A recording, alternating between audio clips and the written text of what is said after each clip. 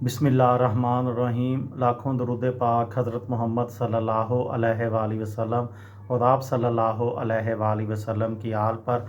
अस्सलामु अलैकुम। मेरा नाम इफ्तिखार अहमद है और आप मेरा यूट्यूब चैनल नॉलेज देख रहे हैं।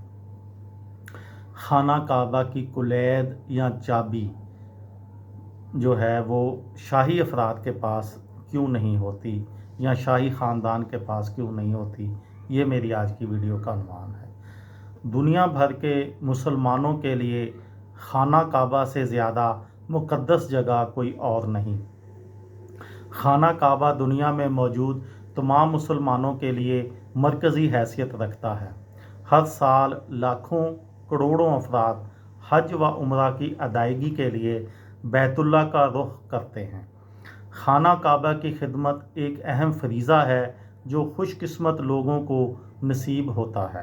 खाना काबा की खिदमत का फरीज़ा रसूलुल्लाह सल्लल्लाहु अलैहि वसल्लम ने फ़तह मक्का के मौके पर सन 8 हिजरी में बनु शेबा से ताल्लुक़ रखने वाले उस्मान बिन अबी तलहा रज़ी अल्लाह अन्हा को चाबी देकर उनके सुपुर्द किया। इसके साथ ही अल्लाह के नबी ने ऐलान फरमाया कि ये अब हमेशा हमेशा के लिए बनु शेबा के पास ही रहेगी और उसको ज़ालिम शख्स के सिवा कोई ना छीनेगा। उस दिन से लेकर आज तक बनु शेबा के फर्जंदान ही को काबा का कुलैद बरदार होने का एजाज़ हासिल है।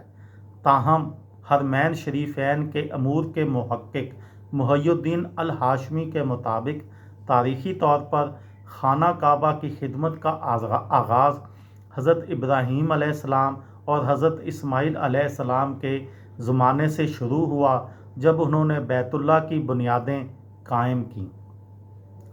उनके अमूर में बैतुल्लाह को खोलना, बंद करना, साफ़ करना, गुस्ल देना, ग़िलाफ़ चढ़ाना और ग़िलाफ़ फट जाने या उधड़ जाने की सूरत में उसको फिर से दुरुस्त करना और बैतुल्लाह की निगरानी करना शामिल था।